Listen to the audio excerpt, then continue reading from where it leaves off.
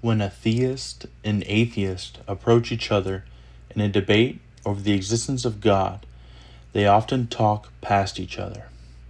They both will get stuck in the burden of proof problem, the problem of framing the debate, turning into people trying to disprove or prove a certain experience and the source of that experience.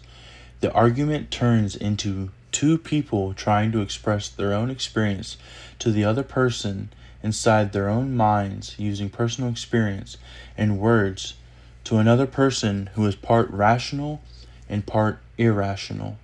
The theist tries to explain that God is the mind they interact with, is a meta-realistic being above reality and determines the laws of nature. The theist reasonably would ask, can you prove that? Now this is the true heart of the debate. Is there a divine mind that created everything, and how would we know? The theist has more than enough proof in his own mind for the existence of God. All the answered prayers, the miracles, the beautiful order of the universe, and God as the source of his own existence.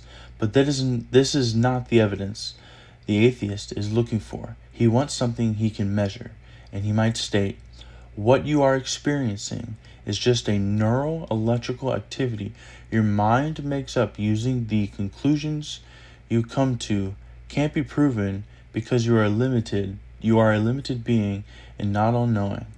Again, the theist will try to use another argument to win over the atheist, but to no avail. Theistic arguments cannot win over a mind that is wholly skeptical of the idea that the universe needs a mind to exist. The theist has run into the burden of proof problem. But it is not all lost for the theist, because the burden of proof problem also applies to atheistic arguments and the assumptions as well. The atheist would have to prove that the experiences inside the head of the theist in fact do not point to God. But how is he to prove this? Just how the atheist takes a stance of invincible skepticism to theistic arguments, the theist can do the same. The atheist may explain how the mind seeks out an easy answer, God.